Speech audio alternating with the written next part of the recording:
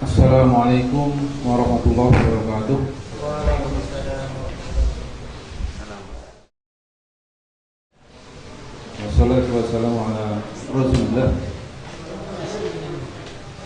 Asyhadu an la ilaha illallah wahdahu la syarika lah wa asyhadu anna Muhammadan abduhu wa rasuluhu la nabiyya ba'da. Allahumma shalli wa sallim ala sayyidina Muhammad wa ala alihi wa sahbihi ajma'in. Ikhwan dan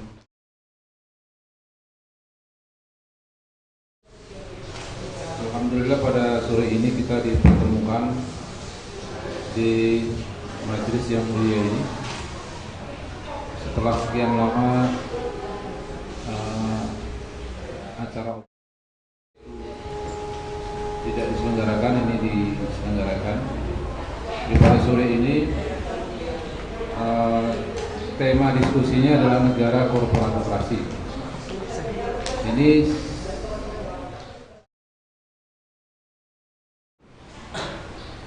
saya upload di slide share,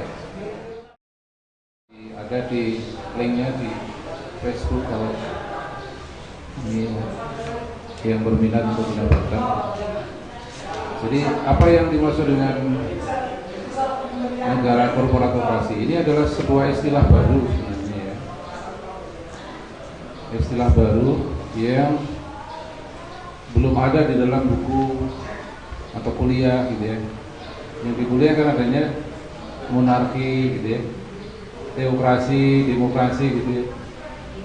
Kok ada korporatokrasi? Jadi ini memang istilah para ilmuwan untuk setelah dunia mengalami problem dengan lingkungan ya.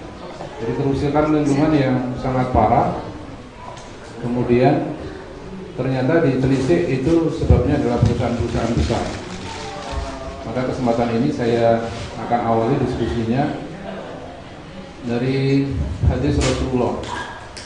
Jadi Rasulullah pernah bersabda, "Man asbaqa wa lam yahtam bi amril muslimin falaisa minhum."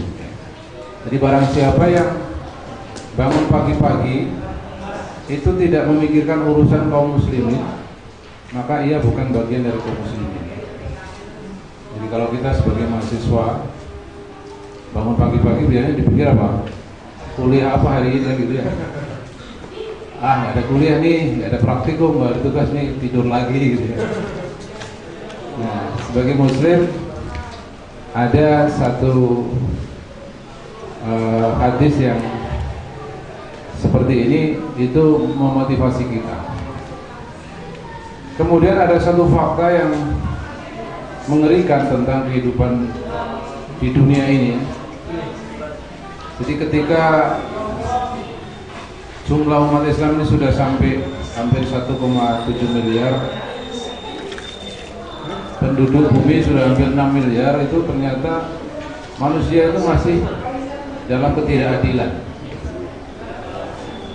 Nah ini sekedar contoh saja ya. 3 orang terkaya di dunia itu kekayaannya lebih besar dari gross domestik ya, bruto.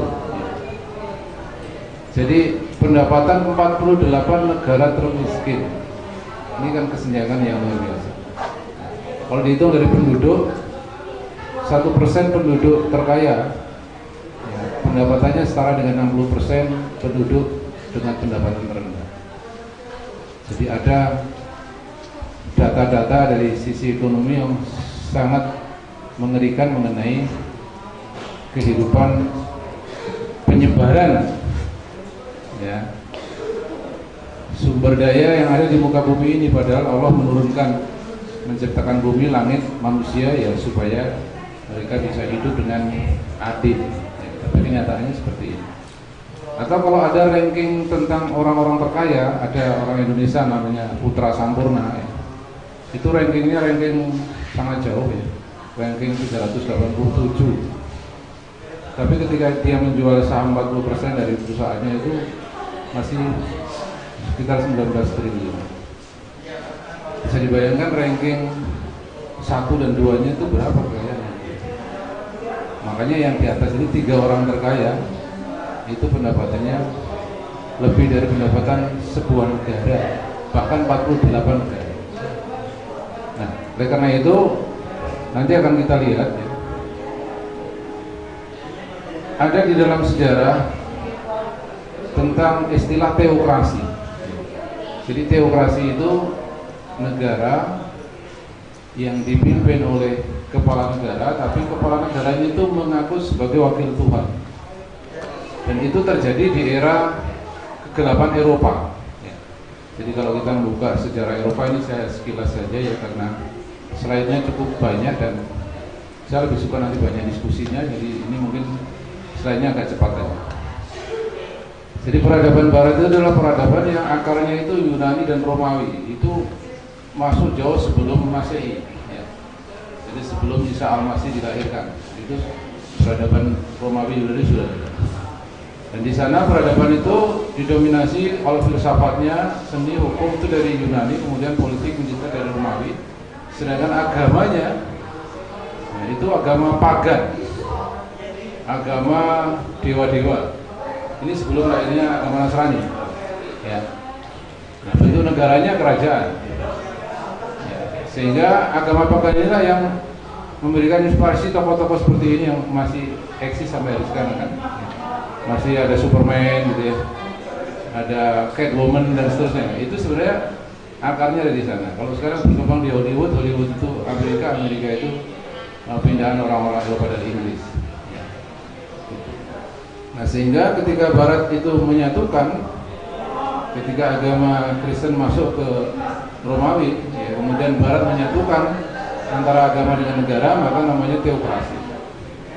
Nah, di zaman teokrasi inilah terjadi penyimpangan-penyimpangan, ya, di mana raja atau paus dan para rohaniwan atas nama Tuhan itu kemudian melakukan penyiksaan pada orang-orang yang dianggap heretik ya, atau menyimpang.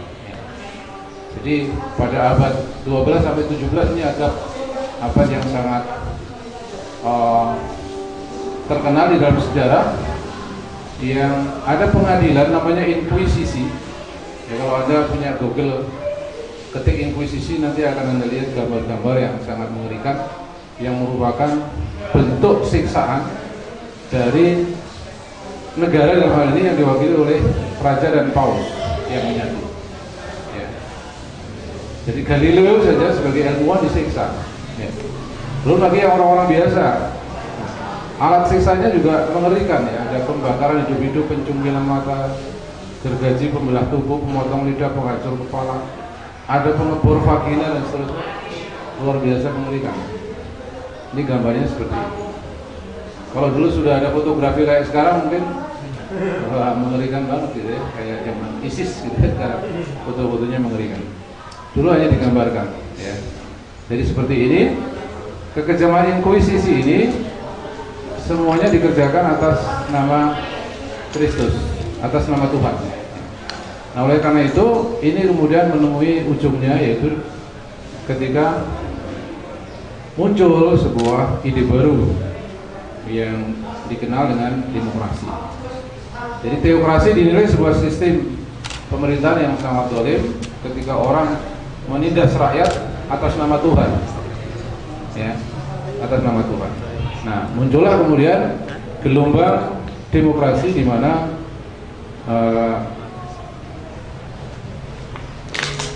mulainya bisa kita lihat pada reformasi gereja, ya, yaitu adanya seorang pastor dari Jerman yang dikenal dengan Martin Luther, ya, yang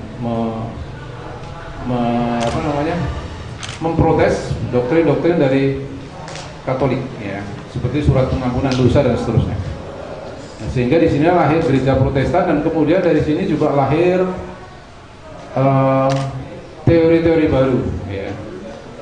Ya, jadi di sini sempat ada pertentangan antara Katolik dengan Protestan. Ya. Jadi kalau Martin Luther itu di Jerman itu sempat membuat sebuah statement, ya, kekuatan antikristus adalah Paus dan Turki. Turki itu ada kekhilafan Turki Utsmani yang masih eksis waktu itu, masih sangat kokoh. Ya.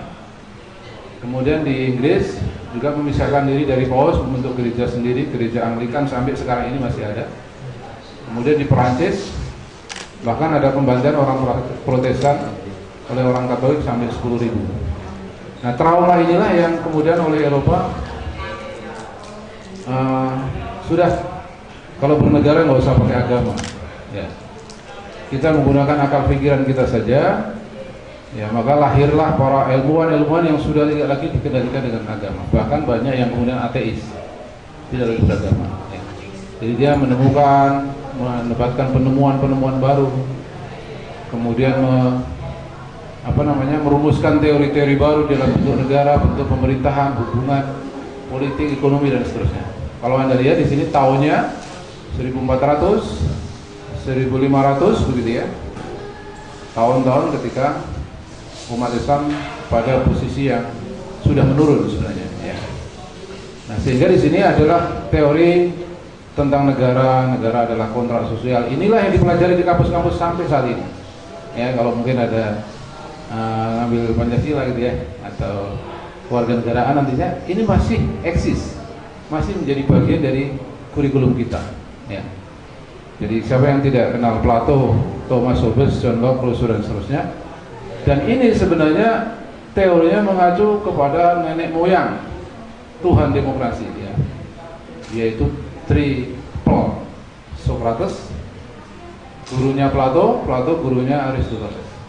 Masih sering kita menurut Aristoteles begini kan gitu ya. Nah, inilah dari sini kemudian lahir tokoh-tokoh yang di tahun 1600-an, Thomas Hobbes, ya. Empirisme itu pokoknya paham yang memandang segala sesuatu itu harus empiris, ya. Kalau namanya surga, neraka, akhirat itu bahasa Jawanya dobos. Omong kosong itu nggak bisa diuji, ya. Jadi itu nggak usah dipikir, nggak usah dilibatkan di dalam pemikiran kita, ya. Materialisme sama, segala sesuatu harus bisa dilihat secara materi, wujudnya seperti apa, ya. Nah, inilah nenek moyang yang real di abad 16, Thomas Hobbes ini, ya, hubungan manusia dengan negara. Kemudian dilanjutkan oleh John Locke, ya. Ya, di sini mereka sudah sangat akademis, menulis buku tentang teori negara, teori kekuasaan, teori pemerintahan, begitu ya. Di tahun 1600-an. Kemudian ini yang paling terkenal ini, ya, paling terkenal ini Montesquieu itu, ya, yaitu tokoh yang melahirkan bahwa supaya manusia atau kekuasaan ini tidak menjadi diktator, maka harus dipisah menjadi 3, yaitu kekuasaan legislatif yang membuat undang-undang, kemudian kekuasaan eksekutif yang melaksanakan dan yudikatif, yang semuanya berasal dari rakyat, sebagai kebalikan dari teokrasi tadi. Nah, dari ide-ide inilah lahir revolusi Prancis, revolusi Amerika, dan lahir negara-negara modern, ya. Dan ketika kemudian tahun 1924 umat Islam kehilangan negaranya, maka lahirlah kemudian negara-negara modern, tapi di dunia umat Islam, ya. Seperti Turki sendiri, Republik Sekuler Turki, tahun 1924, kemudian ada Pakistan, ada Irak, ada Malaysia, ada Mesir, ada termasuk Indonesia, semuanya berbentuk nation state atau negara bangsa, ya. Jadi di sini ini yang akhir lagi adalah tokoh di revolusi Prancis, yang di situ negara itu harus sangat ilmiah, akademis, disusun berdasarkan aturan-aturan yang dituliskan dalam kontrak yang kita sebut sebagai konstitusi, ya. Kontrak antara orang-orang yang kemudian kita tunjuk sebagai penguasa dan kita sebagai orang yang nanti akan diatur, ya. Dari konstitusi kemudian muncul undang-undang, muncul dan seterusnya di sini. Nah, ikhwan akhwat dirahmati Allah, pada berikutnya setelah perkembangan modern di Perang Dunia Kedua, itu bandul kekuasaan dunia itu berpindah dari Eropa ke Amerika, ya.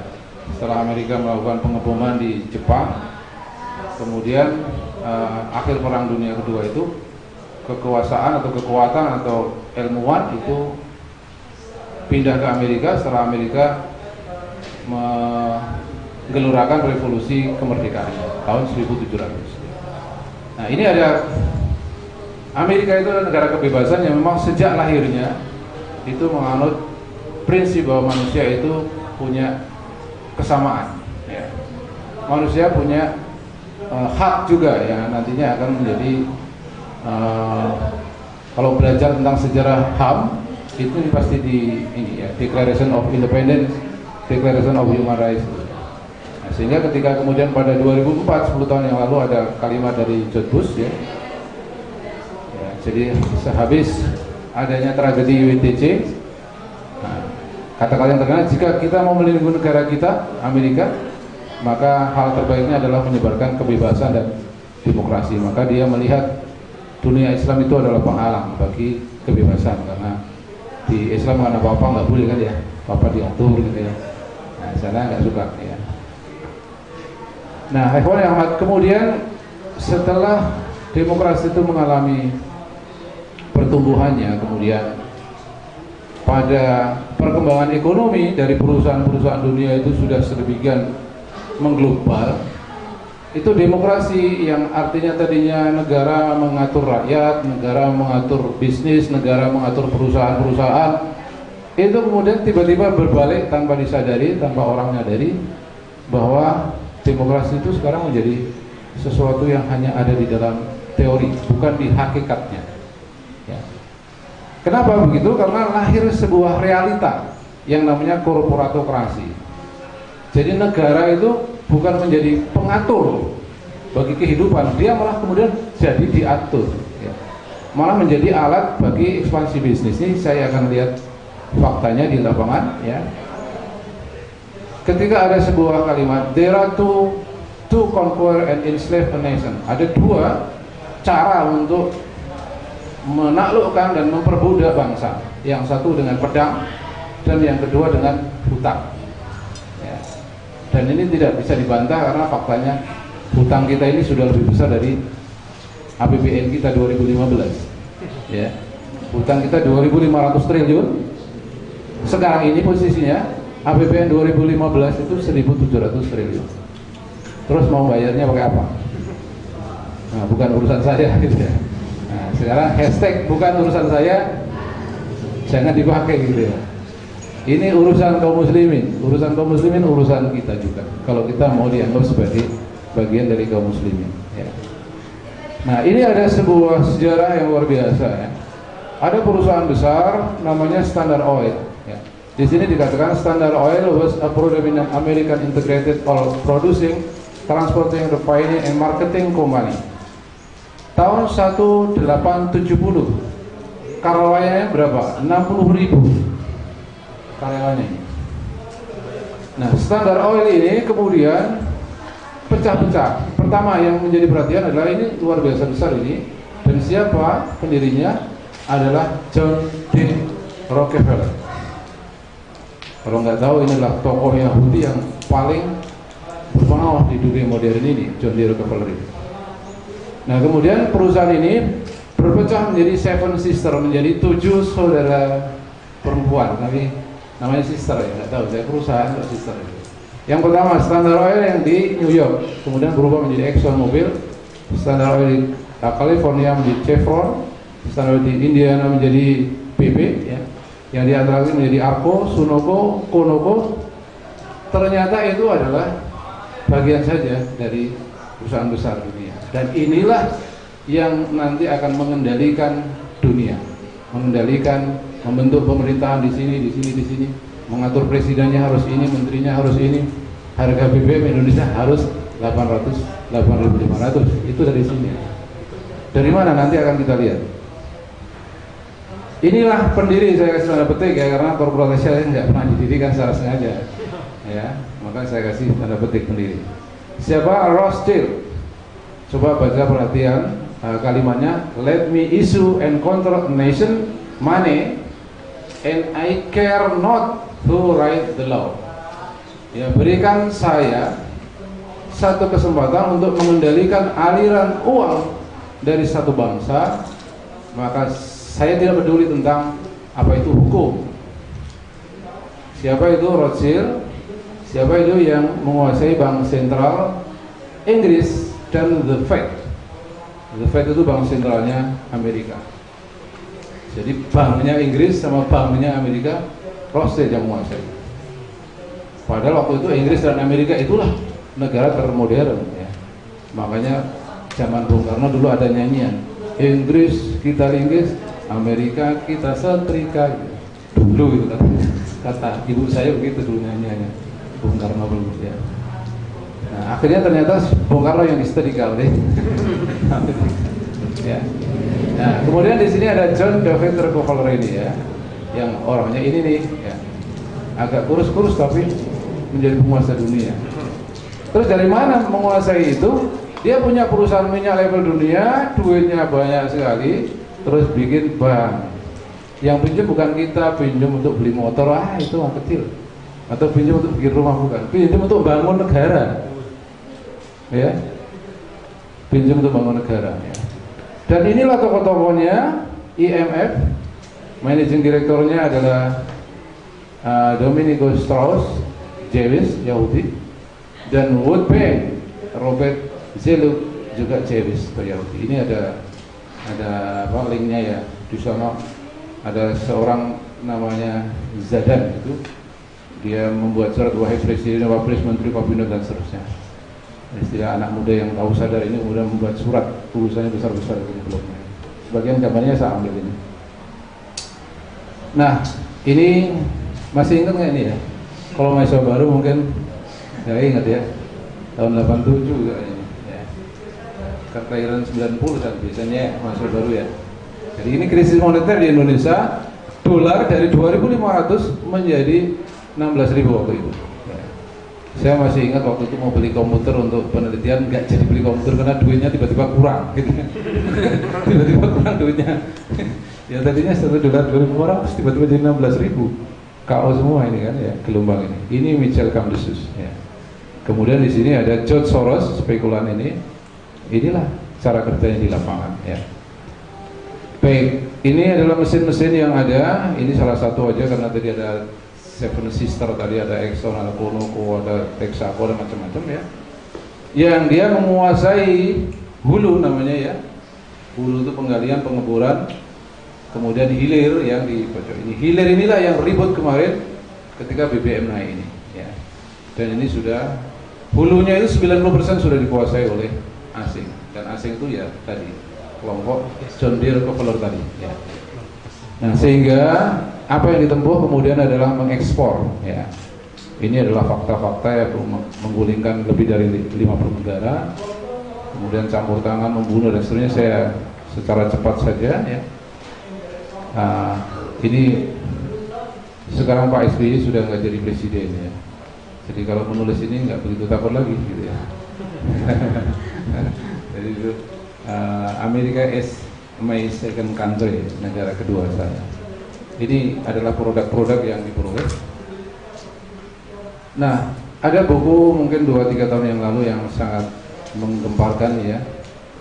Judulnya America's Deadliest Export, Demokrasi, yang menulis orang Amerika juga. Ya. Amerika is not demokrasi, it is plutokrasi. Ya, Amerika itu bukan demokrasi, tapi plutokrasi, negara yang dikendalikan oleh orang-orang kaya. Orang-orang kaya. Ya, jadi senator bisa jadi senator, itu sangat kaya. Dan ini menulis William Bloom ini, dunia saatnya berada dalam kehancuran besar, bahkan lebih besar jika bencana di lingkungan. Dia bahkan menyeru dunia untuk menghentikan ini. Nah, ini adalah metode yang ditempuh untuk memuluskan rencana-rencana sehingga semuanya kelihatan sangat intelek ya. Jadi ekspor melalui pendidikan, orang diambil sekolah S2, S3 di Indiana, di Philadelphia, di Kanada, di mana-mana, pulang menjadi bagian dari mesin mereka ya. Ini masih kenal siapa? Sri Mulyani gitu ya kemarin. Ini tokoh-tokoh senior-seniornya yang menjadi roda di dalam sistem ekonomi zaman Soeharto ini ya, yang dikenal dengan mafia berkelahi. Semua berada di dalam satu rumpun dengan program mafia dari CIA ya. Nah, ini yang ingin saya sampaikan sebagai inti, yaitu korporatokrasi. Ada seorang economic hitman ya, kalau di bahasa Indonesia adalah pembunuh bayaran ekonomi. atau preman ekonomi, bukan preman tanah abang gitu ya. Yang hanya minta setoran, ini preman ekonomi yang kerjaannya mendatangi kepala negara kemudian menawarkan hutang, ya, menawarkan pembangunan begini-begini ya. Zaman Pak Harto dulu pembangunan namanya sampai kabinet pembangunan 1, kabinet pembangunan 2 gitu ya. Nah ini mungkin sudah bosan dengan dosa-dosanya, kemudian bertobat, kemudian menulis buku. Ya. Judulnya adalah ya di sini Confession of an Economic Hitman. Ini International Word of Mouth bestseller ya. The shocking inside story of how America really took over the world. Ya, jadi ini adalah sebuah cerita yang mengguncangkan tentang apa yang sebenarnya terjadi, bagaimana Amerika mengendalikan dunia. Ya. Nah, ini ada rumusnya ya. Jadi economic hitman tadi datang ke sebuah negara menawarkan hutang, ya. Kalau mau, Anda akan dibangunkan gedung-gedung, dibangunkan jalan tol, dibangunkan bandara-bandara, ya. Tapi Anda harus hutang kepada kami, ya. Kemudian ketika bangun kontraktornya dari kami juga, ya. Paling Anda cukup buru-buru kasarnya saja, atau mungkin 1-2 engineer-nya, ya. Kalau dikendalikan dengan hutang ini nggak mau, seperti Indonesia zaman Bung Karno nggak mau dia, ya. Maka digulingkan. Ya. Kalau digulingkan tidak bisa, dibuat perang, ya, seperti di Irak. Dan ini memang tertulis di dalam buku Confession of Economic Hitman ini.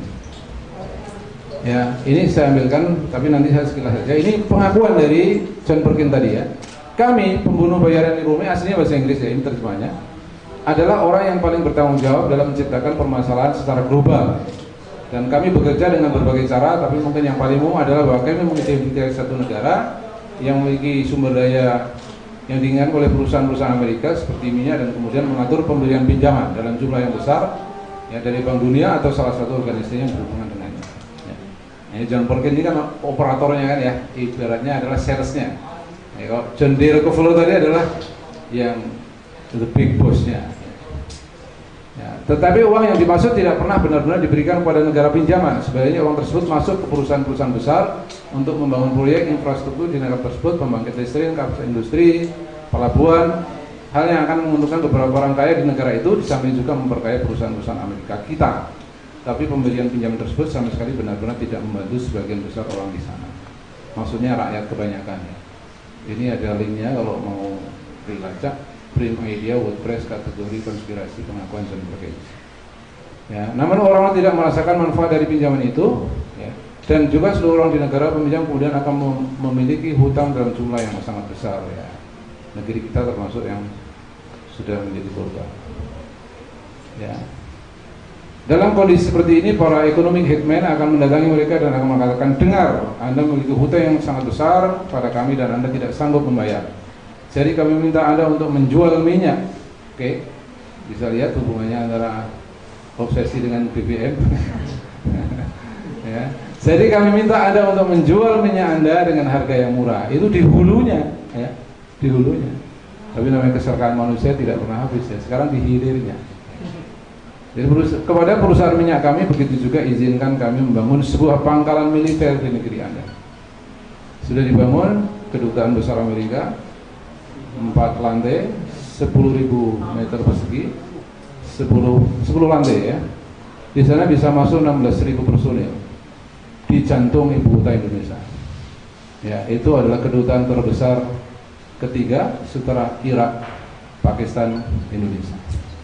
Ya. Nah, ini adalah kenyataan ya, dan ini adalah contoh korban-korbannya. Ya. Yang pertama tahun 1993. Ada seorang yang bernama Mossadegh ya, di Iran mengadakan revolusi, diangkat. Ternyata dia orang yang baik, Mossadegh itu ya, ingin rakyatnya makmur, sentosa. Kalau di Indonesia seperti Pak Prabowo kemarin ya, kita ingin berdikari gitu ya, jangan diberikan ke asing gitu ya. Prabowo ini Mossadegh itu seperti itu. Nah kemudian diciptakanlah sebuah situasi pemberontakan yang kemudian digulingkan. Yang kemudian berkuasa adalah Shah Iran 1953 sampai kemudian digulingkan Iran itu oleh revolusi Islam ya, zaman Khomeini, tapi sudah 20-30 tahun kemudian.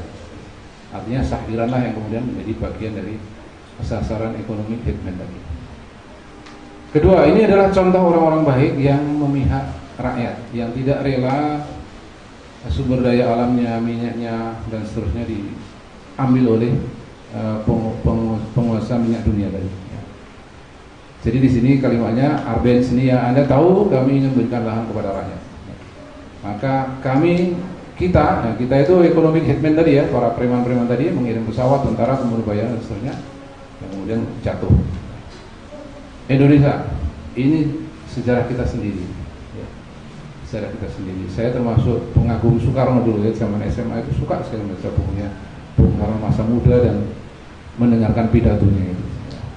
Apa yang sangat terkenal, go to hell with your aid. Sama tadi ya, Inggris kita di Inggris, Amerika kita Serikat.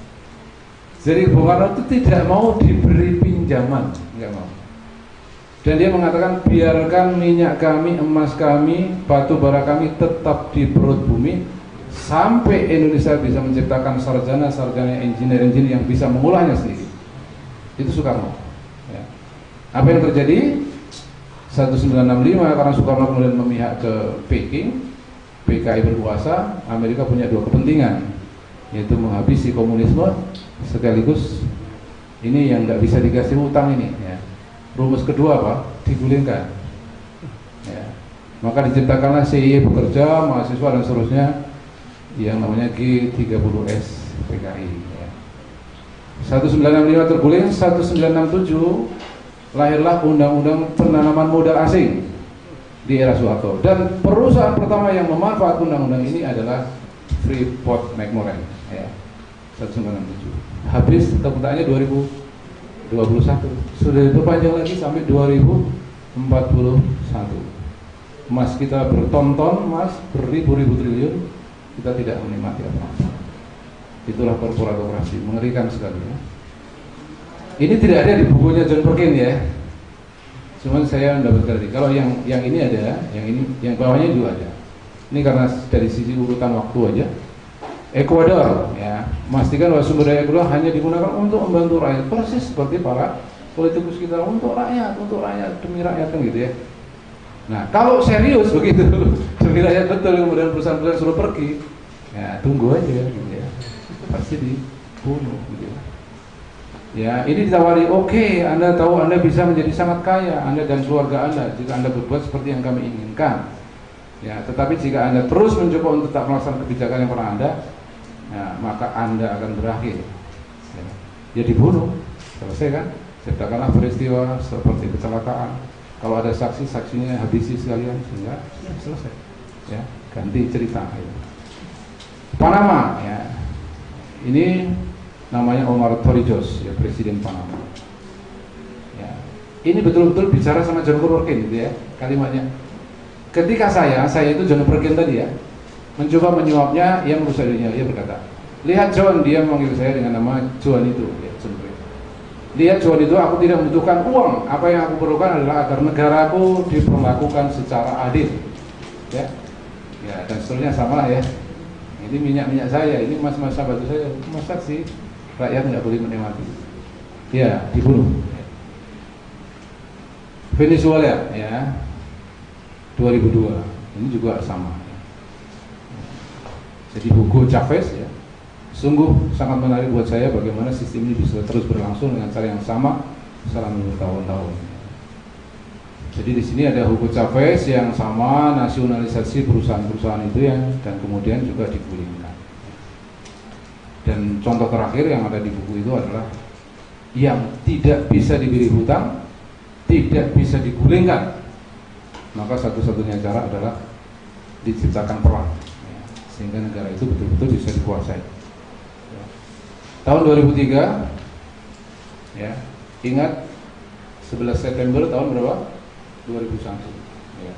Itu adalah introduction-nya, itu adalah pemanasannya. Yang sebenarnya intinya adalah memulihkan Saddam Hussein, memerangi terorisme, menindak orang yang menciptakan senjata pemusnah massal dan seterusnya, itu omong kosong semua. Ya, kenyataannya nggak ada terorisme, nggak ada senjata pembunuhan massal. Bahkan serangan ke Irak itu ditolak oleh sebagian besar rakyat Amerika sendiri. Ya, tapi kenapa serangan ke Irak dilaksanakan? Karena kepentingan bisnis. 3 bisnis, yaitu bisnis minyak, bisnis senjata, dan bisnis rekonstruksi. Jadi minyak mulai dihancurkan, Irak dihancurkan, minyaknya diambil. Ketika Irak membangun rekonstruksi, harus menggunakan perusahaan-perusahaan rekonstruksi dari Amerika. Nah, ini yang baru. Kalau yang tadi ekonomi hitman tadi adalah sudah mungkin 3-4 tahun yang lalu. Ini yang baru. Private Empire, ExxonMobil and American Power.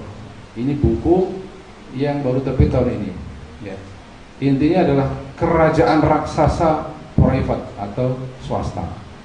Apa itu ExxonMobil? Ya. Dan American Power. Jadi American sendiri adalah berada di bawah kendali, gitu ya.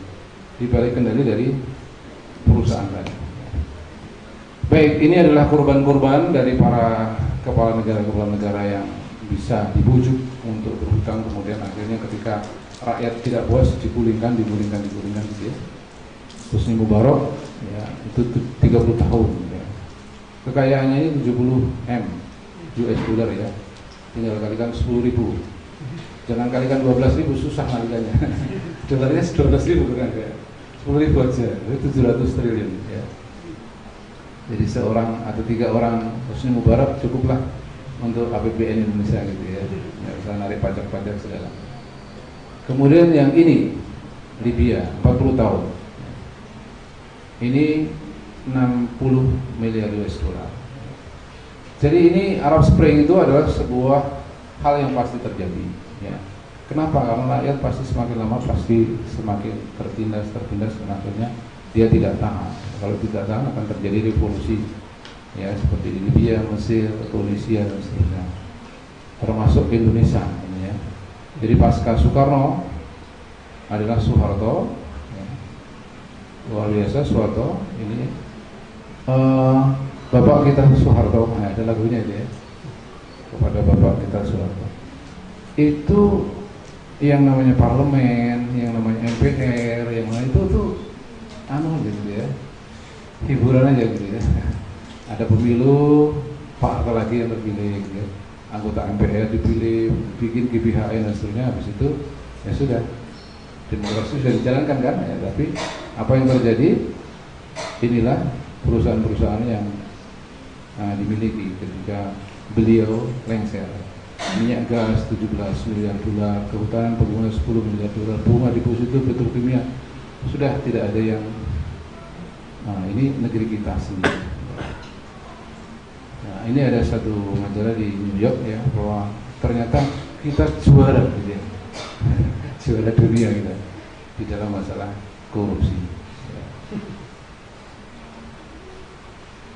Baik, jadi ini adalah saat ini ya, korupsi saat ini. Saat ini sebenarnya siapa yang menjadi penguasa negeri ini ya. Siapa yang menentukan siapa presidennya, siapa yang menentukan siapa anggota dewannya? Korporat ya. Penguasa yang berasal dari pengusaha atau pengusaha yang metamorfose jadi penguasa gitu ya. Penguasa gitu ya. Nah, kalau perusahaannya banyak penguasa gitu ya. Haritanu ya, kekayaannya di MNC Group. Terus di Kirana itu wakil PKB, ARB siapa yang nggak tahu ya. Bagri Group, Surya Paloh, Metro Group, ini adalah perusahaan-perusahaan yang kalau dibandingkan dengan John D. Rockefeller tadi ya masih kacangan gitu ya, masih kacangan. Tapi ini sudah cukup untuk mengatur Indonesia. Sehingga akhirnya yang terjadi adalah anggota dewan tandingan gitu ya. Kemarin saya dengar ada gubernur tandingan, lama-lama kita jadi rakyat tandingan aja ya. Rakyat tandingan. Oke. Jadi kira-kira seperti itu ya. Yang selanjutnya saya mohon untuk masukan atau pertanyaan. Itu adalah fakta-fakta tentang kedoliman yang ada di depan mata kita, yang kita rasakan, kita ikut merasakan penderitaannya. Lantas sebagai muslim, apa yang bisa kita lakukan? apakah ada jalan keluar seperti ini, gitu ya. Nah, itu kira-kira. Sementara saya dulu. Assalamualaikum warahmatullahi wabarakatuh. Waalaikumsalam warahmatullahi wabarakatuh. Ya, itu tadi penyampaian tentang materi obsesi kali ini, negara korporatokrasi. Untuk sebelum masuk ke sesi tanya jawab, kami informasikan untuk akhwat, mohon maaf tidak disediakan mic, jadi di situ panitia menyediakan kotak pertanyaan, kertas pertanyaan maksudnya, untuk bisa menulis pertanyaan jika mau bertanya. Untuk ikhwan nanti bisa langsung saja untuk bertanya. Untuk itu kami buka satu sesi pertanyaan untuk akhwat 2 pertanyaan dan ikhwan 2 pertanyaan. Monggo silakan.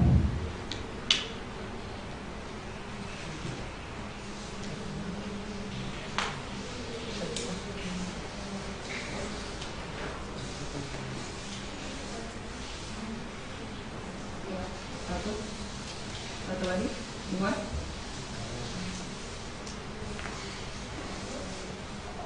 Minta tolong mic yang satu.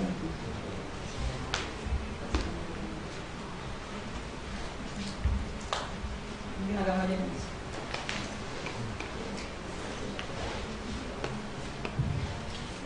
Untuk akhwat nanti pertanyaannya bisa ditulis dan diserahkan ke depan. Monggo silakan. Selamat sore, Assalamualaikum warahmatullahi wabarakatuh. Terima kasih kepada obsesi yang sudah memberi kesempatan buat saya untuk bertanya atau mencari solusi di sini.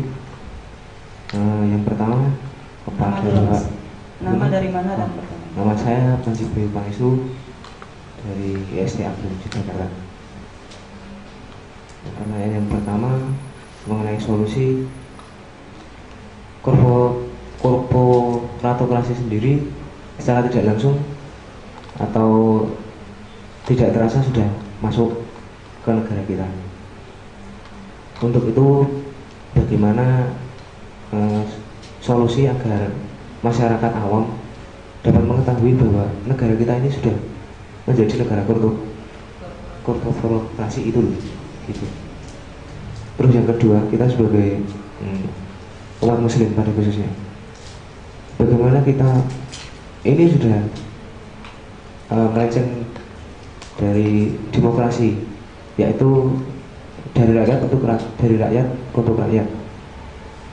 Sebagai seorang muslim, bagaimana kita bisa menegakkan itu solusinya? Dan kita saat ini status kita sebagai mahasiswa, apa yang harus kita lakukan gitu. Terima kasih. Wassalamualaikum warahmatullahi wabarakatuh.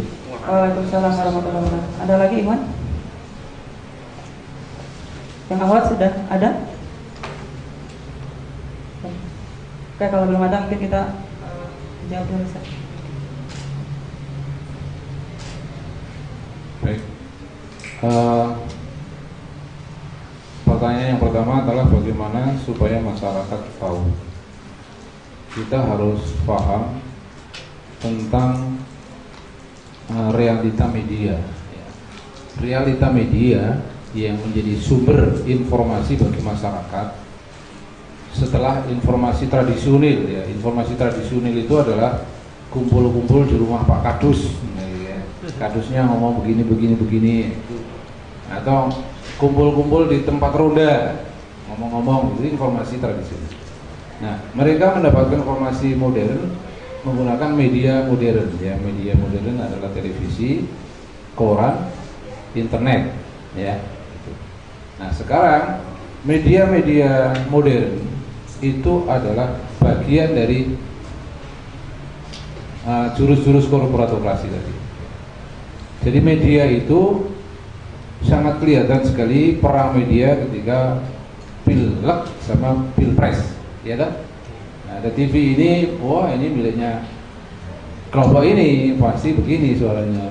Ini kelompok ini. Nah, sekarang kalau media-media seperti itu kita harap akan memberikan informasi tentang realita korporatokrasi, ya ibaratnya maling disuruh mengaku maling pasti nggak mau, ya pasti nggak mau. Ya.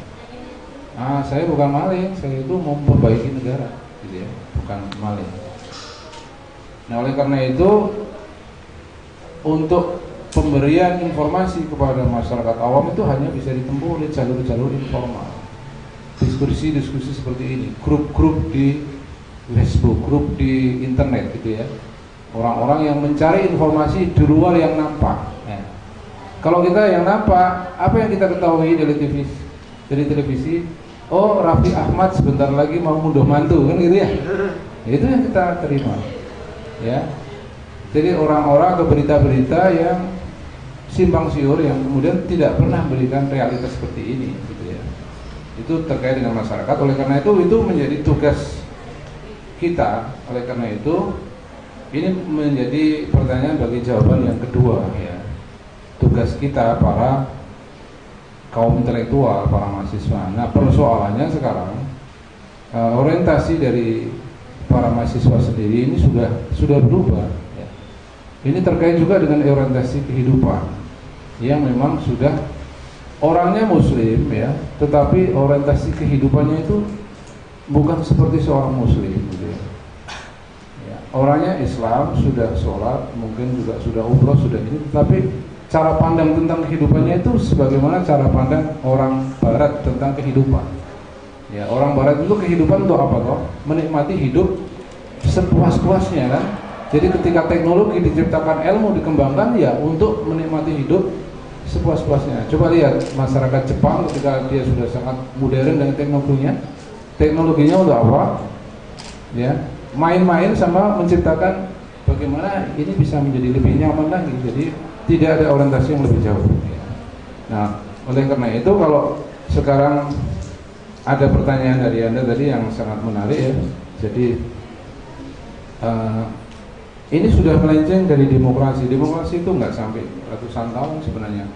Saya belum sempat nyari ya dari kalimat Abraham Lincoln yang mengatakan from the people by the people, ya, for the people, ya, itu pada kenyataannya hanya beberapa tahun kemudian oleh Presiden Amerika berikutnya dikatakan demokrasi itu tidak akan pernah bisa berkembang dan hanya akan menciptakan penindasan.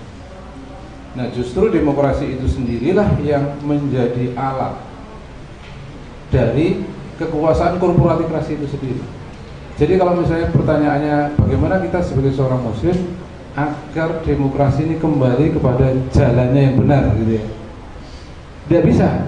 Karena demokrasi itu sudah menjadi alat bagi mulusnya penjajahan ekonomi tadi, ya. Bagaimana coba?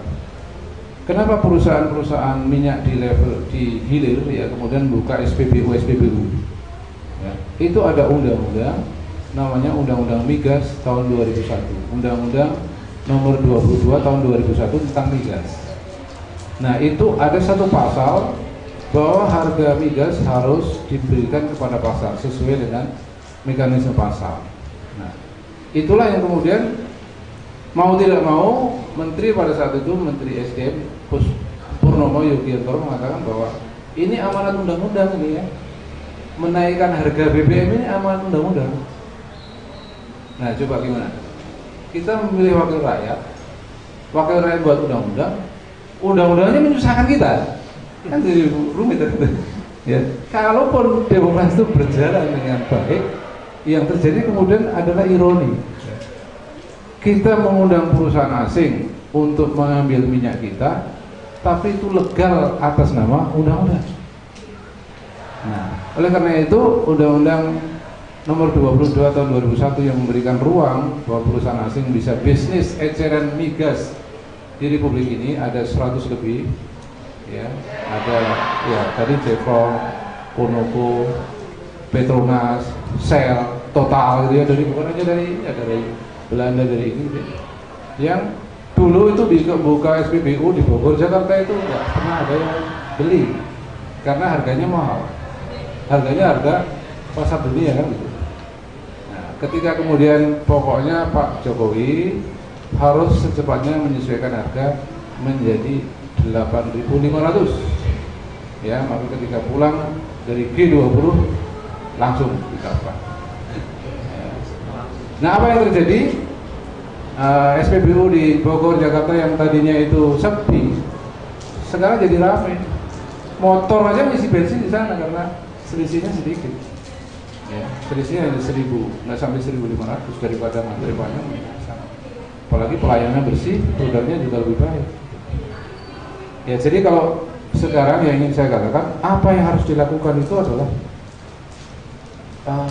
kalau kita menggunakan solusi, kemudian solusinya itu demokrasi, itu bukan solusi. Ya, itu bukan solusi. Nah, ini jadi problemnya nanti akan berpindah topiknya, ya, bukan korporatisasi lagi, tapi apakah demokrasi ini solusi atau dia bagian dari problem, gitu loh. Nah, kalau kita mengambil solusi, maka kita akan jibaku berjuang di jalur demokrasi, ya. Dan pasti kita akan masuk pada tadi, mau masuk partai mana, siapa cukongnya, kan begitu toh? Gitu. Ketika kita sudah ada di dalam, apa yang bisa kita lakukan, kita suarakan untuk bisnis cukong-cukong yang sudah membiayai kita. Dan itu sudah terjadi di seluruh muka bumi ini, bukan hanya di Indonesia, di Amerika juga begitu. Yang namanya senator-senator, menteri-menteri, wakil presiden itu adalah para pebisnis minyak semua, gitu. Nah, oleh karena itu di sini kita harus thinking out of the box, berpikir di luar sistem yang selama ini diframekan di dalam kurikulum pendidikan kita. Kita negara seperti ini, kedaulatan rakyat, kekuasaan ada di tangan rakyat, ada wakil rakyat buat undang-undang, begini-begini, itu teori kan ya, teori. Di prakteknya, pertama, wakil rakyat kita ini tahu masalah apa tidak? Misalnya ada draft undang-undang penamaan modal asing ditulis dalam bentuk bahasa Inggris, konsultasi dengan USAID. Jangan-jangan wakil rakyat kita yang hanya artis, penyanyi dangdut atau artis sinetron itu nggak bisa bahasa Inggris, jangan-jangan. Bukan orang hukum lagi. Terus bagaimana dia tahu apa yang dibicarakan, gitu ya? Nah, kalau tidak tahu apa yang dibicarakan, kemudian undang-undang seperti apa yang akan dibuat? Nah, sehingga dari situ saya terus terang sangat tidak yakin. Bahkan saya memasukkan menjadi bagian dari akidah, keyakinan kita bahwa demokrasi bukan jalan, ya. Bukan jalan. Nah, terus pertanyaannya, jalannya apa mungkin gitu ya? Nah, jalannya ada di sini, ya. Nah, ini mungkin akan sedikit ditertawakan atau mungkin nggak nyambung, Pak. Ini nggak nyambung. Saya sambungkan jalan ini, ya. Pertama, Rasulullah mengatakan la taqumu sa'ah hatta tuqadu ummati bi akhdil qurun.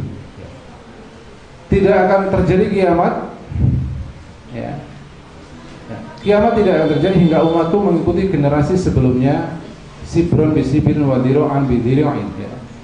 Ya, sejengkal demi sejengkal, sehasta demi sehasta. Ada kalimat lain, bahkan jika umat sebelumku itu masuk lubang biawak, maka pasti mereka akan memasukinya. Ya, Nabi, ya, sahabat bertanya, siapa itu, gitu ya? Apakah Yahudi dan Nasrani? Jawabannya betul. Kalau di sini redaksi yang ini, apakah mereka itu Persia dan Romawi? Jawabannya siapa lagi? Kaum muslimin mengikuti langkah mereka. Apa yang diikuti kaum muslimin dari mereka? Apa yang diikuti? Sistem politiknya, itu yang pertama. Sistem politik mereka diambil oleh kaum muslimin. Sistem politik mereka itu apa? Kedaulatan ada di tangan rakyat. Sistem politik Islam, kedaulatan ada di tangan Allah. Allah menciptakan manusia, Allah menciptakan alam, Allah menciptakan aturan melalui para rasul, dan manusia tinggal menerapkan saja aturannya. Itulah konsep Islam. Bukan hanya aturan bagaimana kencing, ya, di luar ruang atau di dalam ruang, ya, boleh ngadep kiblat atau tidak, bagaimana bersin, ya. Kalau untuk kencing, untuk bersin, untuk hubungan suami istri, untuk pakai baju, makan, minum, Allah mengatur. Bagaimana mungkin Allah tidak mengatur urusan besar seperti sistem pemerintahan, sistem ekonomi? Pasti Allah mengatur, dan kenyataannya memang sudah diterapkan oleh Rasulullah dan para sahabat. Cuma belum tertulis secara akademis, ya. Nah, oleh karena itu pintunya ini harus kita cabut, mengikuti langkah mereka, yaitu sekulerisme, menerapkan hukum yang dibuat oleh manusia. Nah, sistem ini bukan kerajaan, bukan teokrasi, bukan demokrasi, bukan federasi, bukan plutokrasi, bukan korporatokrasi. Terus seperti apa? Ini mungkin terlalu singkat kalau saya harus uraikan di sini, butuh waktu berbulan-bulan, mungkin atau beberapa tahun untuk mengetahui. Tetapi saya lihat di sini adalah faktanya. Ya. Ini adalah pidato George Bush tahun 2005. Berarti sudah hampir 10 tahun yang lalu. The militant belief that controlling one country will release the Muslim mass, enabling them to overthrow all moderate government in the region and establish radical Islamic empire. Radical Islamic empire itu adalah khilafah. Khilafah itu adalah satu negara untuk seluruh umat Islam. Baru di situ dia akan menghandle, akan bisa head to head dengan negara-negara barat. Ketika Indonesia jalan sendiri, Turki jalan sendiri, Arab jalan sendiri, Palestina jalan sendiri, Mesir jalan sendiri, bagaimana kita bisa berhadapan dengan raksasa-raksasa dunia itu? Ya. Bahkan menolong saudara kita di Myanmar, di Gaza yang dibantai, Arab Saudi yang punya senjata canggih nggak bisa berbuat apa-apa. Karena apa? Nggak ada komando PBB. Ya, kita menyeru demo, wahai TNI kirim tentara ke Gaza, nggak ada yang mengirim. Ya, kita tidak ada mandat dari PBB. Pertanyaannya, PBB itu buatan siapa sih? Ya, PBB itu kalau dilacak sejarahnya itu adalah kumpulan negara-negara Eropa. Kemudian dulu namanya LBB, kemudian Amerika. Ini adalah negara-negara non Muslim dan ini adalah Muslim, sebuah negara tersendiri waktu itu sebelum bentuk. Nah, ketika ini kemudian runtuh, berkeping-keping, tiba-tiba kemudian kita gandul ya. Dan Soekarno ketika digulingkan karena dia keluar dari PBB. Ya, Soekarno itu keluar, selain mengatakan go to hell with your life, dia keluar. Membentuk non-blok 1955 kan, 10 tahun kemudian digulingkan. Ini gawat ini kalau dibiarkan terus kan gitu. Ya, konferensi Asia Afrika itu kan Soekarno mengelola, menghimpun seluruh negara-negara Afrika untuk melawan blok barat gitu. Nah, sehingga ini radikal Islamic empire ini sekarang sudah menyebar di mana-mana, tidak bisa dihentikan ya, tidak bisa dihentikan ya. Ini adalah revolusi-revolusi yang terjadi hampir seluruh dunia. Ini nanti akan menutup ya, sehingga kalau Anda mengamati perkembangan dunia, politik dunia, Anda akan melihat bahwa gerakan ini gerakan yang sudah sangat dikhawatirkan oleh Barat, ya, karena mereka harus mengakhiri petualangan mereka dengan korporatokrasi itu. Mereka harus gulung tikar perusahaan-perusahaan mereka di Arab, di Indonesia, di Malaysia, di Irak, di Iran. Mereka harus, ya pasti mereka ini masalah hidup mati, hidup mati peradaban Barat, ya. Oleh karena itu mereka harus menghentikan gerakan ini. Bagaimana caranya? Coba Anda lihat, ISIS itu musuh Amerika. Message to Amerika. Wow, kelihatannya ISIS sangat heroik memusuhi Amerika. Ya kan? Mendirikan khilafah. Ya, ISIS ini juga mendirikan khilafah. Kan begitu ya? Keluar dulu di media ketika Ramadan. Ya, di sini ada what you need to know. Ya. Jadi digambarkan bahwa ISIS adalah negara khilafah yang akan melawan Amerika. Kemudian menciptakan pembunuhan dan seterusnya. Kemudian kita berpikir, apakah itu Islam? Apakah itu khilafah? Dengan membantai orang nggak mau bayat, bunuh. Ini nggak mau ikut, bunuh. Apakah itu? Ternyata saya lebih percaya yang ini. Saya lebih percaya yang ini, ya. Dan ini sudah mengemuka sekarang. Ya. Jadi adanya ISIS justru menjadi sebuah cara untuk menghentikan gerakan yang sebenarnya, ya, gerakan khilafah yang sebenarnya ini ada, gitu ya. Nah, sekarang tinggal kita tentu harus meluangkan waktu di samping. Kalau solusi tadi ya, kita itu sebagai orang Indonesia, sebagai mahasiswa, sebagai Muslim, banyak beban-beban di pundak kita yang itu terserah kita, apakah amanah beban di pundak kita itu mau kita abaikan ataukah kita ikut menjadi bagian dari solusi tadi, ya.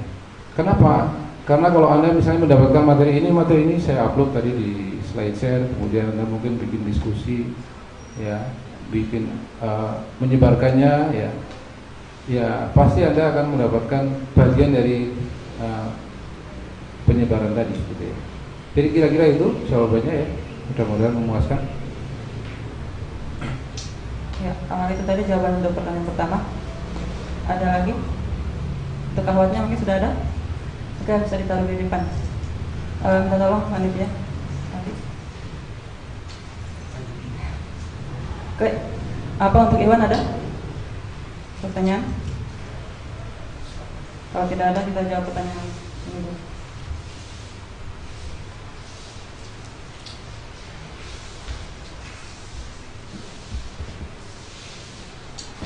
Pertanyaan pertama, liberalisasi saat ini dampaknya bisa kita rasakan kenaikan BBM akibat dari korporatokrasi. Bagaimana seharusnya negara kita diatur terbebas dari korporasi agar dampaknya tidak sampai dirasakan pada generasi.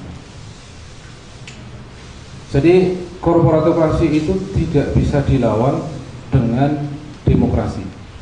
Ya.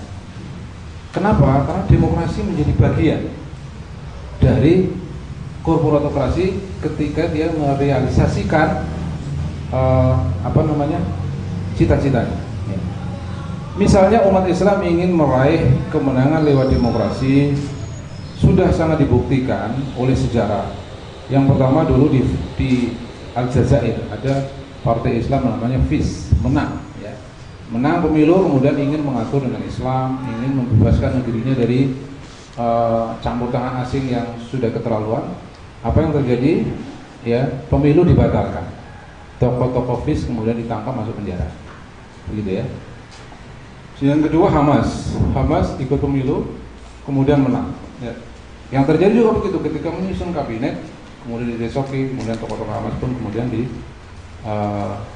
banyak di penjara. Yang ketiga adalah Mesir, revolusi yang terjadi, Ikhwanul Muslimin menang. Ya.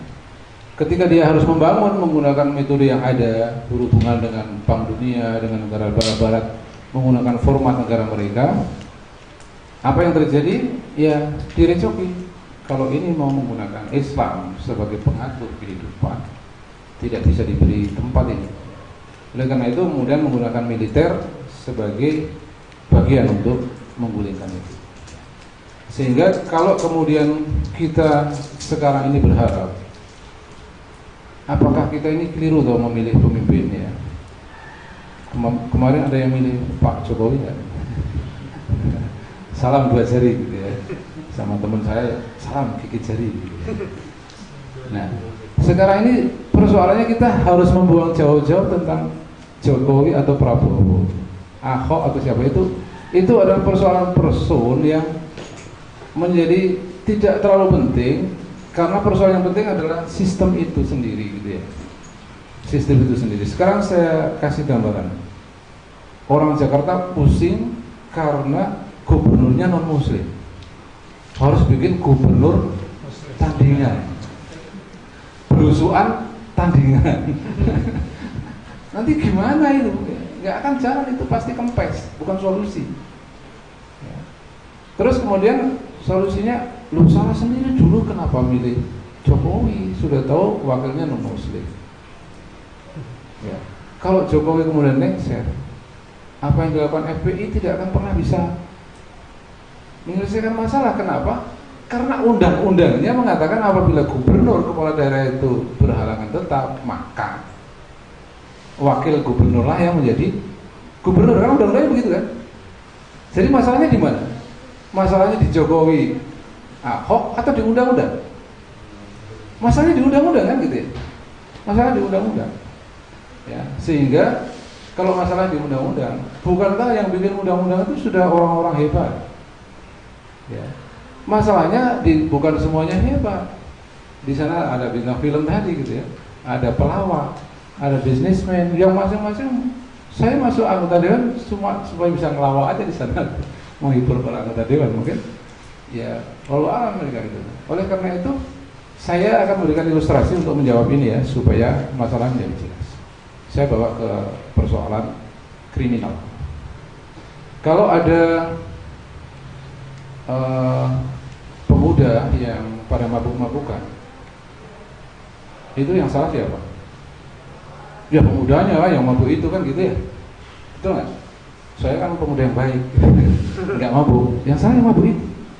Ya, saya memberikan gambaran bahwa itu kesalahan kita semua. Saya gambarnya begini. Ya, hadirlah dalam satu majelis hakim yang maha adil, ya, kemudian dikumpulkanlah seluruh profesi, seluruh rakyat. Wahai pemuda, kenapa anda mabuk? Nah, saya pusing, ujian di April nggak lulus-lulus ya mabuk. Loh kok mabuk kan bisa sholat? Nah, saya pusing sholat nggak, tenang juga saya mabuk. Jangan salahkan saya, karena mabuk ini karena saya beli minuman keras. Salahkan tuh yang jual minuman keras. Sini penjual minuman keras. Kenapa anda jual minuman keras? Bikin mahasiswa April mabuk. Gitu. Loh, saya kan mencari untung, berdagang, dan ini jual minuman keras kan juga tidak dilarang gitu ya, gitu. Sehingga saya jual minuman keras itu karena ada yang buat minuman keras. Jangan salahkan saya dong, salahkan pabrik minuman keras. Pengusaha-pengusaha minuman keras, pabrik berbintang, pabrik ini gitu ya. Kesini, kenapa anda bikin minuman keras dijual sehingga generasi pada mabuk? Loh, saya mendirikan pabrik ini ada izinnya pak, gitu ya. Ada izinnya dari mana? Dari gubernur ini, dari bupati ini. Jangan salahkan saya. Nah kalau memang mau nyalahin saya, kemarin jangan bikin izin dong supaya saya nggak bikin pabrik. Kenapa pabriknya diizinkan setelah saya bikin saya disalahkan? Salahkan tuh yang memberi izin. Nah yang beri izin siapa? Eksekutif kan? Kalau nggak gubernur, ya bupati. Sini gubernur bupati kumpul sini. Ya anda kenapa ngasih izin pabrik minuman keras berdiri sehingga orang bisa bikin sehingga. Loh, saya memberi izin itu karena undang-undangnya memang membolehkan saya memberi izin. Jangan salahkan saya dong, salahkan yang bikin undang-undang. Gitu ya. Orang anggota dewan yang bikin undang-undang, sini kenapa anda bikin undang-undang seperti ini? Ya, undang-undang yang ada misalnya di sana ada komplek pelacuran, ada minuman keras, ini ada diskotik diberi izin. Ya? Nah, yang bikin undang-undang, ya jangan salahkan saya. Saya kan dipilih oleh rakyat memang tujuannya untuk membuat undang-undang. Dan ketika rakyat memilih saya, rakyat juga nggak minta harus bikin undang-undang ini ya. Enggak, pokoknya saya milih saya biasa bikin undang-undang mau saya dong. Ya, menurut saya juga punya pabrik, saya bikin undang-undang yang menguntungkan pabrik saya. Saya bikin undang-undang APBN yang menguntungkan bisnis minyak saya. Jadi jangankan saya, anggota dewan, ya salahkan aja rakyat. Kenapa milih saya? Coba, anda rakyat kan? Kemarin milih nggak? Nah, rakyat ini rakyat, kasihan amat kayak disalah-salahin. Sudah selesai salah ini ya. Kenapa anda milih begitu? Milih Pak ini sudah itu nggak beriman, dikhianati lagi, janji gobel lagi. Kenapa masih dipilih juga? Loh gimana Pak? Saya ini sudah rakyat disalah-salahin. Kemarin katanya kalau nggak milih dosa.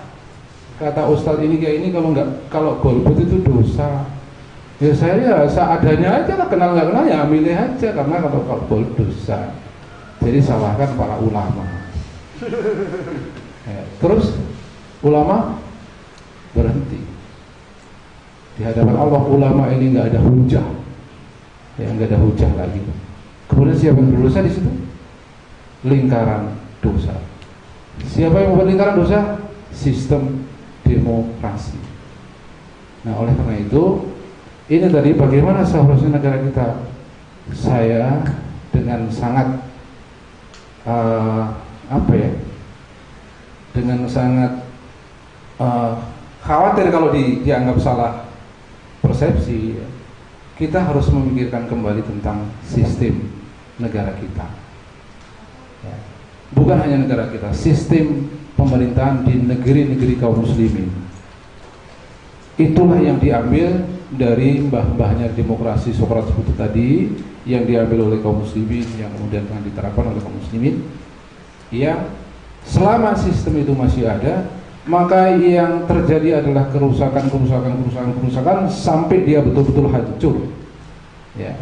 Barat itu sudah hancur, sistem sosialnya hancur. Ibu berhubungan badan dengan anak, bapak berhubungan badan dengan anak gadisnya, kakak dengan adiknya, bahkan berhubungan badan dengan binatang. Homoseks merajalela, lesbianisme merajalela, orang frustasi, main tembak dan seterusnya itu di Amerika, di Inggris, di Belanda. Di Jerman misalnya mereka biasa bikin pesta minuman keras, mereka bisa bikin pesta seks. Kemanusiaan seperti apa yang akan hadir dari peradaban seperti ini? Ya. Dan itu sistemnya itulah, gitu ya. Jadi di sini seharusnya negara kita ini jawabannya kembali kepada ideologis. Jadi benarkah sih teori trias politika itu memang benar? Apakah pendapat Montesquieu itu memang benar? Itu pertanyaannya. Apakah apa yang dipraktikkan oleh Rasulullah, oleh Umar bin Khattab, oleh Utsman, oleh khalifah-khalifah itu keliru dan Montesquieu yang benar? Nah, kita harus berencana ke sana.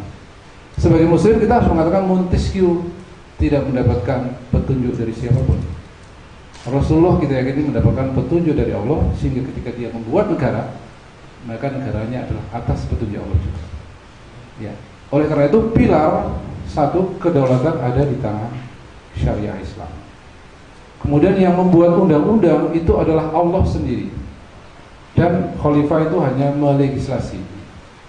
Ya, melegislasi itu ada opsi begini. Nah, ini saya ambil sebagai undang-undang, gitu ya. Itu khalifah boleh. Ya. Kemudian kaum muslimin harus memilih satu orang khalifah saja. Ya, jadi itu ada pilar-pilar sistem politik Islam. Nah, sehingga kalau tadi pertanyaan negara kita harus diatur seperti apa? Pertanyaan ini kemudian menohok betul, apakah negara kita itu mau jadi negara khilafah loh? Misalnya begitu ya. Pertanyaannya tutup poin aja, gitu ya. Kalau seandainya mahasiswa setuju, presiden setuju, menteri setuju, ulama setuju, militer setuju, kira-kira ada yang bisa menghentikan kan? Pertanyaannya, apakah negeri kita mau jadi negara khilafah? Nah, kalau negara khilafah sudah terbukti bertahan 1000 tahun lebih, memberikan kemakmuran dunia, Abbasiyah 500 tahun melahirkan ilmuwan-ilmuwan dunia yang justru membuat Barat menjadi maju. Ya. Pertanyaannya itu sering mengatakan, oh ini Pak ini nggak setuju, ya ini nggak setuju. Ya, yang tidak setuju, oh yang setuju juga ada. Mantan jenderal yang setuju juga ada, mantan menteri yang setuju juga ada, mantan bupati yang setuju juga ada. Jadi yang perlu kemudian ini kan adalah dakwah. Ya, jadi ikhwan akhwat yang ada di sini boleh tidak setuju. Ya, cuman jangan berhenti tidak setuju. Pokoknya aku rasa setuju. Kenapa? Pokoknya. Seperti itu enggak ilmiah itu ya. Jadi nggak setuju harus ada alasannya. Nanti kita beradu argumen. Kalau di negara khilafah nanti ada kelompok atau negara korporasi, bagaimana khilafah mengatasinya? Ada sistem ekonomi Islam yang akan diberlakukan oleh khilafah. Sistem ekonomi Islam, sistem hukum Islam, sistem pergaulan Islam itu adalah apa yang nanti akan hidup di masa yang akan datang menggantikan peradaban yang rusak ini. Sekarang saya mulai dari sistem ekonomi Islam dulu. Apa akar dari sistem ekonomi Islam? Akar dari sistem ekonomi Islam adalah harta itu milik siapa? Allah selalu mengatakan lillahi ma fis samawati wa ma fil ardh. Milik Allah lah seluruh isi langit dan bumi dan apa-apa yang ada di antaranya. Manusia itu tidak punya apa-apa. Manusia itu tidak bisa memiliki itu kecuali atas izin Allah. Maka kemudian muncul sistem kepemilikan. Kepemilikan ada 3, kepemilikan pribadi, kepemilikan umum, kepemilikan negara. Kepemilikan pribadi misalnya handphone, aqua dan seterusnya boleh, mobil, rumah itu boleh. Kepemilikan umum itu harus dikelola oleh negara, tidak boleh dimiliki oleh swasta. Ini kuncinya, korporatokrasi tidak bisa masuk. Ya. Korporatokrasi masuk karena swasta boleh memiliki, mengelola kepemilikan umum. Di dalam sistem Islam, kepemilikan umum seperti tambang emas, tambang migas, tambang gas, batu bara tidak boleh dikelola, dimiliki oleh swasta. Jadi siapa yang harus mengelola? Negara. Ya. Jadi negara yang akan mengelola, kalau menurut Quick Yangi, ya, seandainya sekarang itu nggak usah dinaikkan menjadi 8.500 per liter premium, itu Indonesia masih untung 103 triliun. Kenapa? Karena produksinya itu sebenarnya tidak mahal, gitu ya. Nah sekarang apa yang terjadi? Seluruh tambang-tambang kita tuh dikuasai asing. Gara-gara apa? Gara-gara ada undang-undang yang membolehkan asing memilikinya. Nah, kalau di dalam konstitusi negara khilafah misalnya, itu sudah ada bahwa harta-harta seperti itu tidak bisa dimiliki oleh perusahaan pribadi. Maka perusahaan pribadi itu bergeraknya ya perusahaan mobil, pabrik susu, pabrik teh, pabrik komputer, terserah gitu. Tapi bukan mengelola tambang. Dan itu ada contoh di zaman Rasulullah, ketika Rasul memberikan tambang garam, beliau dikritik, Rasul kok diberikan tambang sama orang, itu kan mengalir terus. Kemudian Rasul tarik kembali.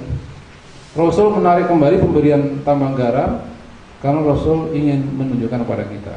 Rasul itu pernah mengatakan barang siapa memberikan sesuatu ditarik kembali, itu bagikan anjing yang muntah kemudian menjilat kembali muntahannya. Jadi nggak boleh. Ya, ini tak kasih mas, ini handphone mas. Gitu. Terus besok tak pikir-pikir handphonenya saya mas kembali lagi gitu. Nah itu nggak boleh. Saya seperti anjing yang muntah tak jilat lagi. Tapi Nabi memberikan tambang garam ditarik lagi. Itu menjadi hukum bahwa tambang itu tidak boleh dimiliki seseorang gitu. Jadi harus tetap jadi Nabi di situ posisinya sebagai kepala negara, sebagai wakil dari negara. Begitu ya. Jadi bagaimana negara korporasi nggak akan punya tempat karena tidak akan ada perusahaan yang meraksasa sampai melebihi negara itu sendiri. Yang terjadi sekarang kan gitu ya. Perusahaan itu begitu meraksasa dengan dana yang berikan besar, ya bisa menggaji intelektual, menggaji tim, membuat grup, menggaji media, membuat pencitraan dan seterusnya. Nah sehingga ya negaranya kemudian menjadi tidak berdaya. Terakhir agak sedikit keluar dari pembahasan pokok, mau bertanya mengenai pengaturan dalam Islam yang tidak boleh diperjualbelikan. Oke, ini sudah saya jawab ya. Lalu bagaimana hukumnya berjualan es, korek api dan lain-lain. Nah, jadi di sini Muslim berserikat pada 3 hal: air, padang, dan api. Di sini pertanyaannya, air itu es dan korek api. Gitu ya. Jadi yang ini adalah bahasa simbolis, ya, bukan berarti kita kan nggak boleh jual belikan api. Nah, jadi kalau jualan pabrik korek api dosa dong. Gitu. Kan nggak boleh memperjualbelikan air, jadi saya jangan jualan es balok. Gitu. Dosa dong menurut hadis ini. Pemahamannya bukan begitu ya. Jadi yang namanya air itu mata airnya. Ya. Ada mata air di gunung ini, terus oleh Pemda ini tak kasih ke Aquaria gitu ya. Silahkan pakai, bayar pajak ke saya. Itu nggak boleh. Ya. Ini ada hutan ini, gitu ya. Padang itu hutan. Ya. Ini tak kasih ke PT ini. Ya. Sekarang HPH itu, hak penebangan, hak pengelolaan hutan itu kan diberikan kepada swasta kan, gitu ya. Negara hanya memperoleh royaltinya, pajaknya aja gitu. Api, jadi di sini air itu maksudnya mata air gitu ya, mata air. Tapi bukan sumur pribadi ya. Ya, kalau kita bikin rumah terus digali sumur itu boleh, itu punya kita. Tapi mata air di gunung gunung itu bukan nggak ada yang miliki kan, ya. Misalnya gunung Merapi milik siapa? Milik Raja Jogja? Bukan, milik kita semua gitu ya, milik orang Indonesia. Ya, ada Gunung Krakatau, gunung ini siapa? Hutan ini bisa nggak boleh dimiliki itu. Kenapa? Yang kita butuhkan itu sedikit kok mau memiliki gunung ya. Memang kalau kita makan sekali makan lauknya sapi satu gitu, kan enggak. Iya, coba bayangkan orang punya kaya ribuan triliun untuk apa? Itulah filosofi kehidupan gitu ya. Nabi mengatakan seorang muslim itu makan sekedar menegakkan tulang punggungnya aja. Kenapa harus punya perusahaan ribuan triliun?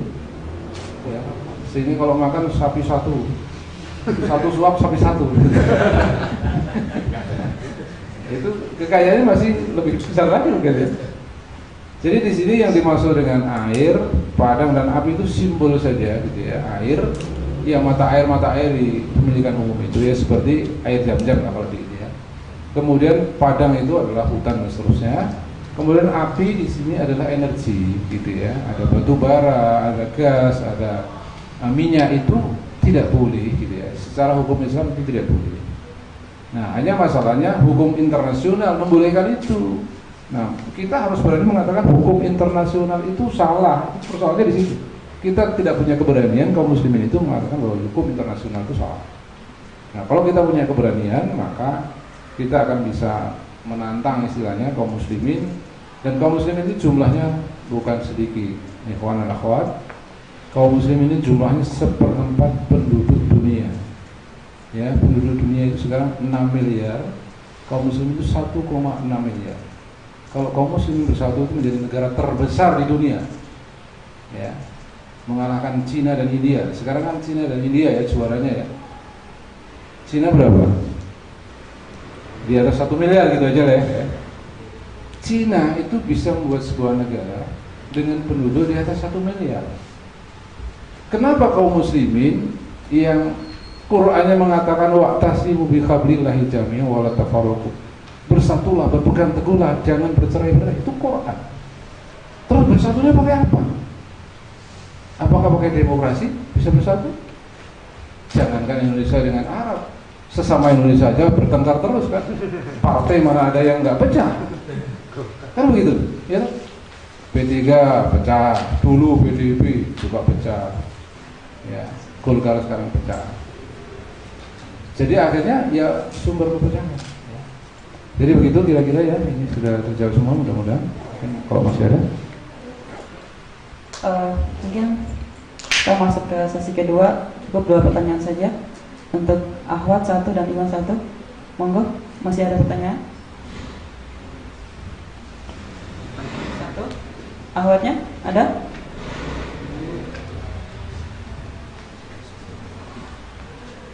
Oke, kalau nggak ada langsung Iwan.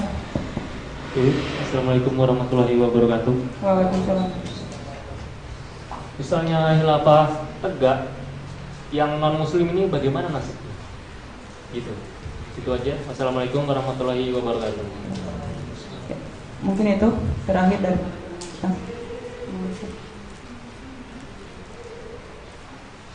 Baik.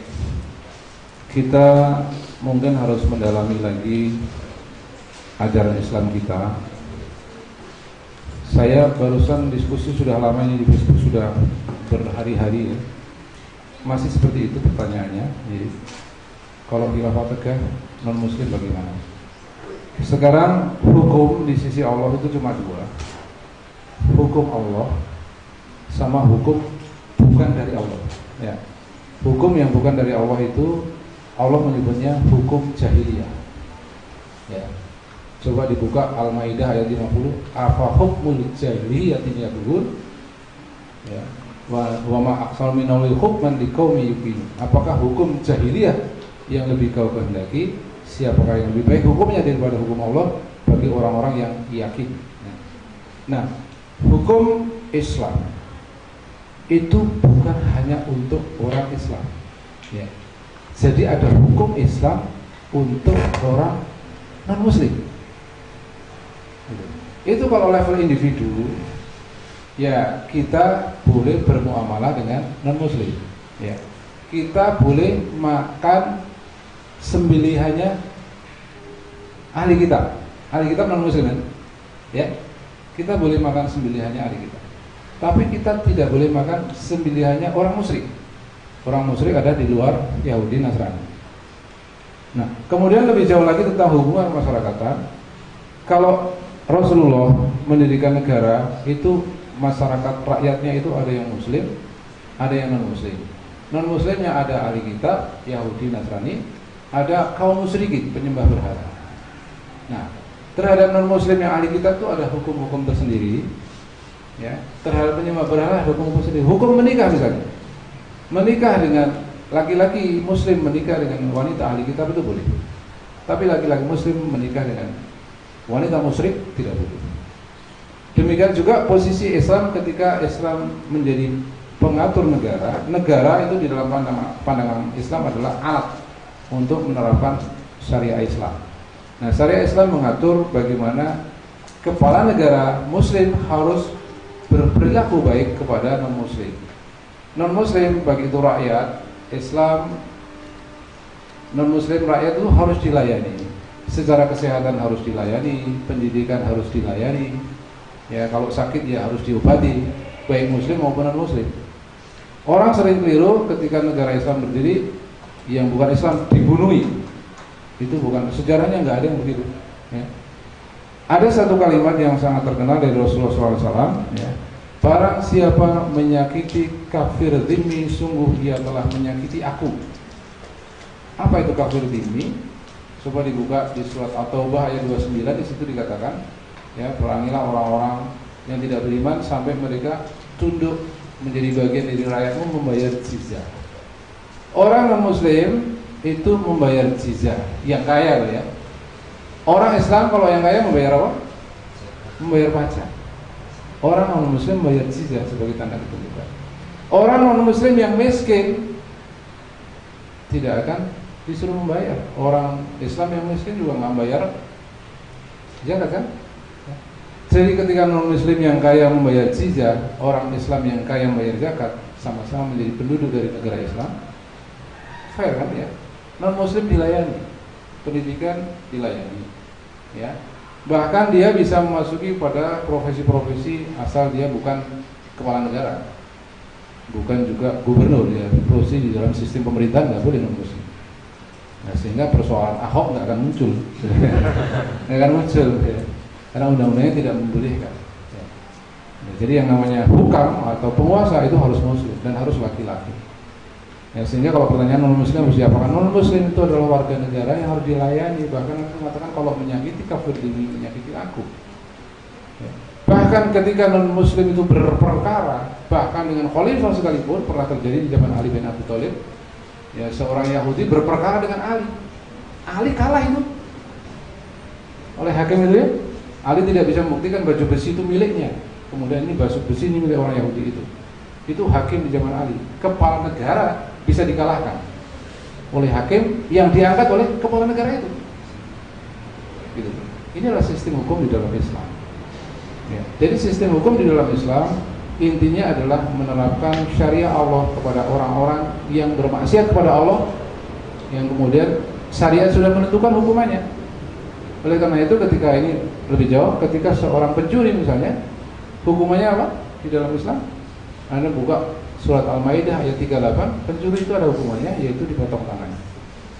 Anda mencuri sudah terbukti begini, sekarang saya sampaikan hukum untuk Anda dari Allah Subhanahu wa taala bagi seorang pencuri. Surat Al-Maidah ayat 38 adalah potong tangan. Tok. Tidak ditanya apakah Anda setuju, apakah mau naik banding, enggak ada cerita. Enggak ada cerita naik banding. Ya, karena hukum itu gitu ya. Ya, sehingga ada hukum-hukum yang memang itu adalah langsung dari Allah Subhanahu wa taala, ya. Nah, bagaimana kalau non muslim membuat kerusakan? Sama juga. Islam ketika membuat kerusakan, memperbudakan, ada hukumannya sendiri. Non muslim juga begitu. Dan non muslim, orang Kristen, orang Hindu dan seterusnya mau makan babi boleh di rumahnya sendiri. Mau minum khamr di rumahnya sendiri boleh. Tidak kemudian di negara Islam tidak boleh. Yang tidak boleh itu dia bikin pabrik, ya, atau bikin diskotik. Nah, ini diskotik khusus non muslim, tidak boleh. Tetap ini yang umum nggak boleh. Kalau mau mabuk ya di rumah sendiri, silakan mabuk. Kenyang-kenyang ya. Jadi itu ya.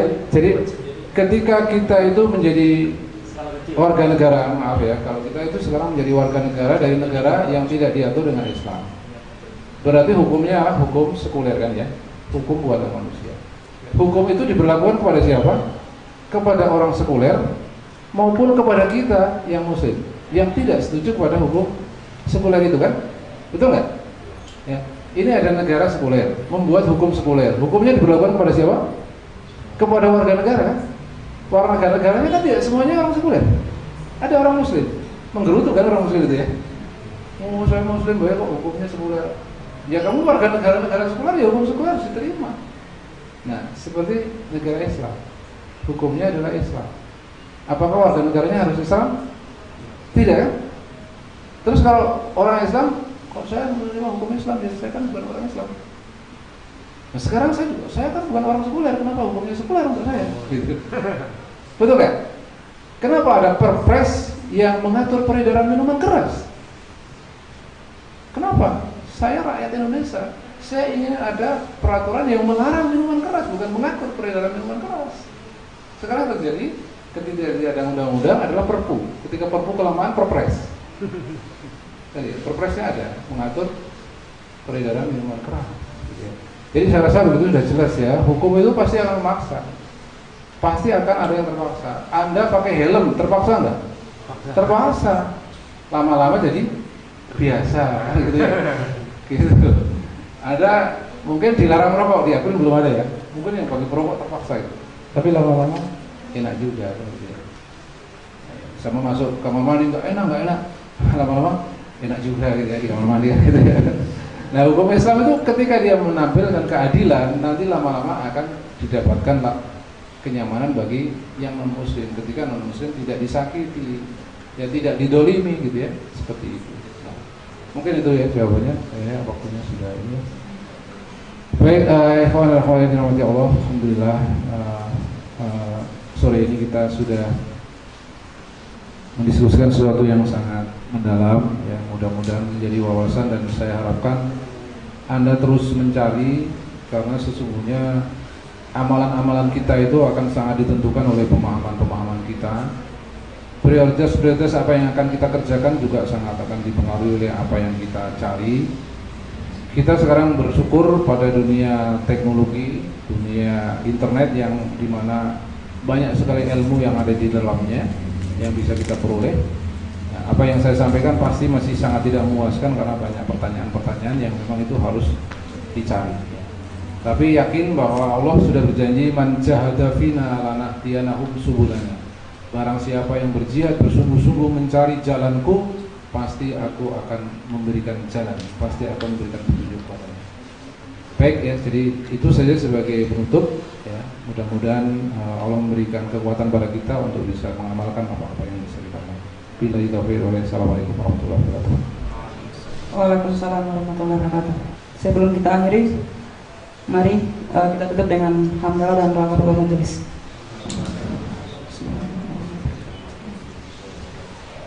Sekian dari saya, kurang lebihnya saya mohon maaf. Billahi taufiq wal hidayah. Assalamualaikum warahmatullahi wabarakatuh.